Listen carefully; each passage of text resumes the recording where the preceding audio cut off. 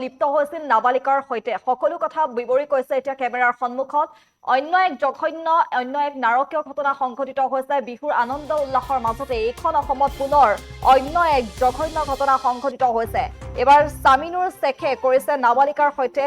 ধৰ্ষণ কাণ্ড বহাগ বিহুৰ আনন্দ উল্লাসৰ মাজতে তামাৰ হাতত অন্য এক জঘন্য নাৰকীয় ঘটনা সংঘটিত হৈছে ঘৰত কোনো নথকাৰ সুযোগত নাবালিকাক ধৰ্ষণ কৰিছে সামিনুৰ শেখে নাবালিকাৰ চিঞৰ বাখৰত যেটো আত্মীয় আৰু স্থানীয় যিসকল ৰাইজ আছিল সেই স্থানীয় ৰাইজৰ উখত পৰিছে ধৰ্ষণকাৰী আৰু ইতিমধ্যে ধৰ্ষণকাৰীক গ্ৰেপ্তাৰ কৰা হৈছে 26 বছৰীয়া সামিনুৰ শেখ এগৰাকী আৰু এই লম্পট সামিনুৰ শেখে এনেদৰে নাবালিকাৰ সৈতে ধৰ্ষণ কাণ্ড লিপ্ত হৈছিল অপকৰ্ম লিপ্ত হৈছিল আৰু ইতিমধ্যে আৰক্ষীৰ সন্মুখত কেনেদৰে আচলতে অপকৰ্মত লিপ্ত হৈছিল নাবালিকাৰ সৈতে সেই সকলো কথা বিৱৰি কৈছে এই লম্পট সামিনুৰ শেখে ফোনযোগে নাবালিকাগৰাকীৰ লগত চিনাকি হৈছিল এই সামিনুৰ আৰু নাবালিকাৰ ঘৰত কোনো নথকাৰ সুযোগতেই অপকৰ্মত লিপ্ত হয় এইগৰাকী লম্পট সামিনুৰ শেখ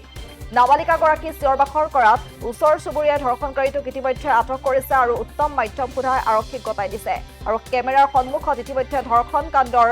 সমগ্ৰ ঘটনা স্বীকাৰ কৰিছে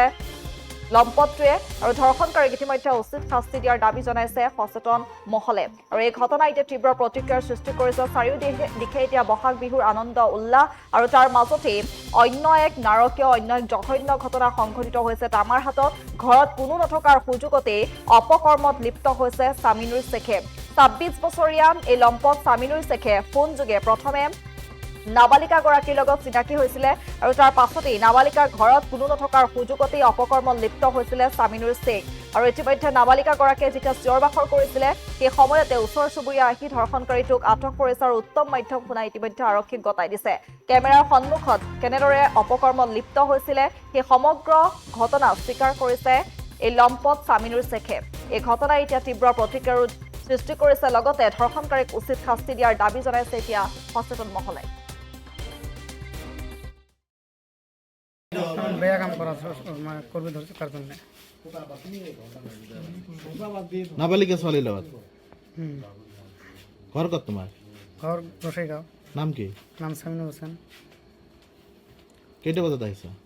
আড়াইটা বজাত কিয় ৰখাইছে আজি ইয়াত মানে একটু মানে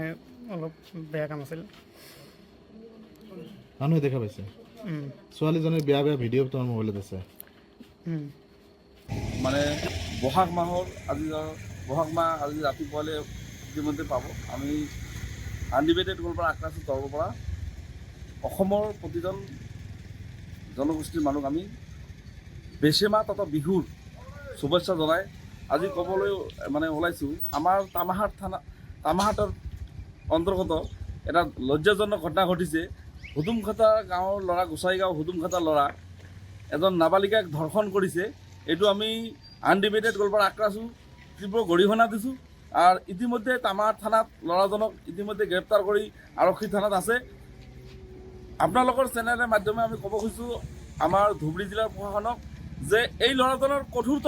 শাস্তি হ'ব লাগে ফাষ্ট ট্ৰেকত তেওঁৰ বিচাৰ হৈ তেওঁৰ ফাঁচি ল'ব লাগে পলম হ'ব লাগে কাৰণ কিয়নো যিটো সময়ত আজি চাওক আজি আমাৰ বহাগ বিহু আজি আমাৰ বেচেমা বুলি আমি এটা উৎসৱৰ মাজতে এনেকুৱা ঘটনা ঘটিছে এইজন ল'ৰা একদম চামিউল হক যেজন ল'ৰা হুদুমখাটা গোসাইগাঁৱৰ যেজন ল'ৰা এই ল'ৰাজনক একচুৱেলি ফাঁচি দিব লাগে কাৰণ এটা নাবালিকাক ধৰ্ষণ কৰিছে গতিকে আমি এইটো লজ্জাজনক পাইছোঁ আমি দুখ পাইছোঁ আৰু আপোনালোকৰ চেনেলৰ মাধ্যমে অনুৰোধ জনাওঁ অসম চৰকাৰৰ মানে গৃহ বিভাগত থকা আমাৰ মুখ্যমন্ত্ৰী ডাঙৰীয়াক যিটো ঘটনা ঘটিছে তামাৰ থানাত অন্তৰ্গত এই ঘটনাটোৰ উচিত তদন্ত কৰি তেওঁ ল'ৰাজনক যাতে শাস্তি দিয়ে যিকোনো খবৰৰ বাবে যোগাযোগ কৰক 7099017330 লগতে 7099017110 নম্বৰত